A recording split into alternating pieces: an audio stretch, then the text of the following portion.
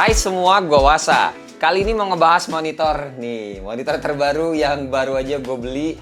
Mereknya Samsung lagi dengan tipenya tuh Odyssey G6 atau G6 27 inch curve. Sebenarnya ada beberapa alasan kenapa gue beli lagi nih monitor. Soalnya kalau kita ngomongin yang pertama dulu nih, kalau teman-teman ingat gue tuh pernah bikin video unboxing yang monitor di belakang gue biasanya kalau gue syuting ya. Ini Odyssey Neo G9 57 inch yang niatnya emang sih dari awal tuh buat ambience background kalau lagi syuting kayak begini ataupun ya video-video gue yang lain. Tapi ya kadang ada niat juga lah monitornya buat gue pakai main game ataupun nonton ataupun hal lainnya. Dan ternyata layarnya selebar ini tuh kurang enak ya buat dimainin. Terlepas mungkin laptop gue juga nggak kuat ngangkat grafiknya, secara gue juga nggak punya komputer atau nggak punya PC. Terus habis itu gue juga sempat lihat-lihat YouTube, termasuk Babang Kutang GTID nih yang biasanya tuh bahas monitor secara teknis banget. Dan by the way di sini gue nggak akan bahas sedetail beliau. Gue tuh cuma kayak esensial aja yang gue pakai sehari-hari. Tapi yang jelas monitor ini tuh worth it banget emang di harganya. Karena ini adalah kelasan monitor mid to high, bukan yang kelasan entry level. Di paket penjualannya itu selain monitor kita dapat USB-B, DisplayPort dan juga power adapter. Kemudian alasan lain juga karena harganya yang nyentuh sampai 7 juta 6 sampai 7 juta gitu. Gue tuh lebih percaya aja sama panelnya Samsung yang emang banyak dipakai sama vendor-vendor merek lain layarnya. Terus juga soal service center Samsung, ini kan ada banyak yang bikin gue juga tuh nggak ragu buat ngambil merek ini lagi. Terlebih monitor ini juga berasa Smart TV, soalnya tuh pakai OS-nya Tizen atau Tizen ya. Yang kalau kalian punya Smart TV Samsung di rumah, pasti langsung aware sama UI-nya ini. Makanya disebut juga ini adalah smart monitor. Dan jangan lupa, monitor ini juga ada speakernya. Baby, one day I'm hoping that you will be mine. Turn my life around. Wow. Yeah. Where do we go when everything feels like it just stays the same?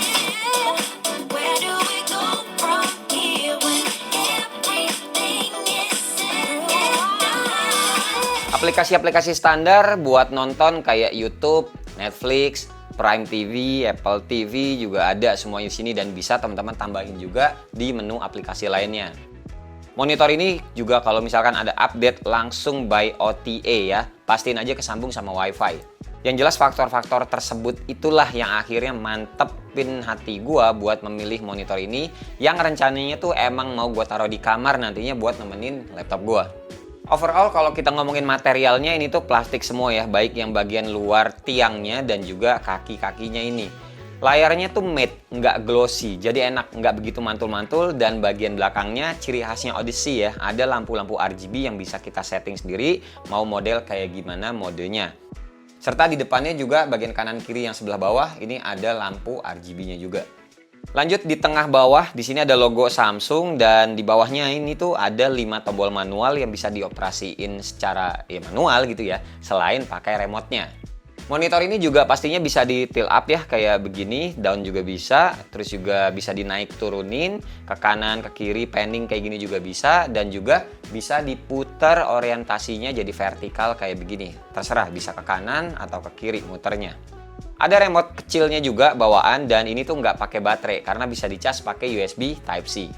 Lanjut lagi di bagian belakangnya ada lumayan banyak port ya, mulai dari DisplayPort 1.4, HDMI 2.1 ada 2, USB-A, USB-B, USB-A lagi, terus ada audio out atau kayak jack 3,5 mm gini, terus ada kabel LAN dan juga DC in atau buat colokan listriknya. Balik lagi ke layarnya, ukurannya ini tuh 27 inch, resolusinya 2K 2560 x 1440, 240 Hz juga refresh rate-nya dengan panelnya tuh VA Curve 1000R. Yang menurut gue ini viewing angle-nya udah pas banget, enak segini melenggungnya. Mode gambarnya juga ada 3. Kalau teman-teman suka yang lebih terang, pilihnya yang dynamic. Demen yang lebih warm, pilihnya yang standar. Dan movie ini yang lebih gelap lagi, tapi tetap nyaman banget kita nontonnya di ruangan yang redup atau gelap sekalipun. Jadi emang layar itu kelihatan udah beda banget deh, Samsung bagus.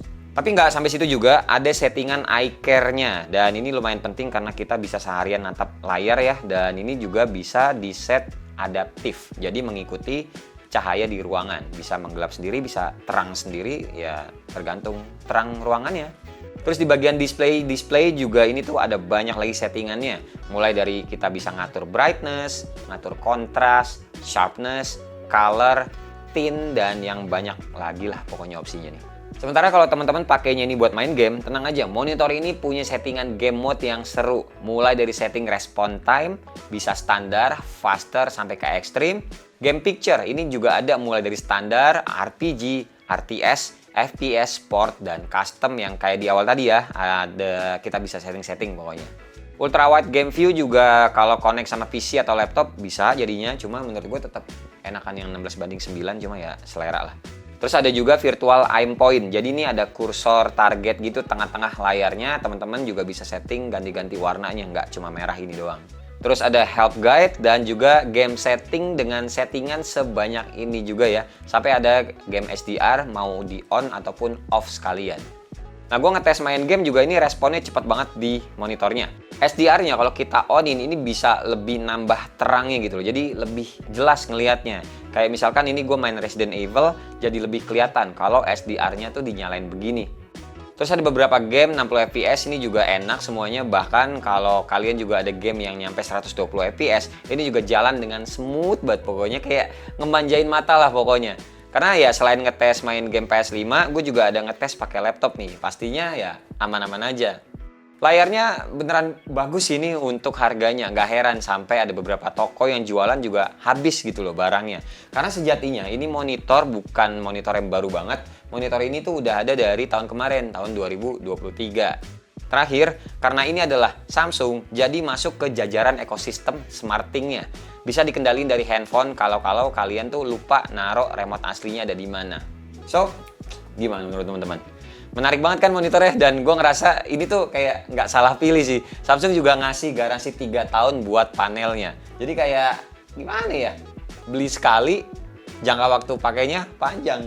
Nggak kayak handphone juga kan, kita tuh nggak buru-buru ganti monitor.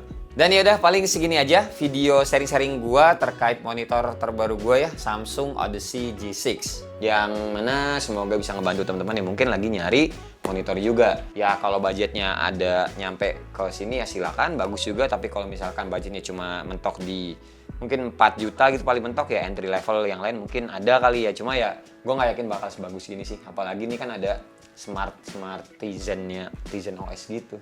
Jadi kayak bisa main TV gitu deh. Pokoknya kayak gini aja, nanti linknya gue taruh di deskripsi di bawah. Kali-kali teman-teman mau ngecek harganya juga berapa, kali udah lebih turun ataupun ada diskon ya.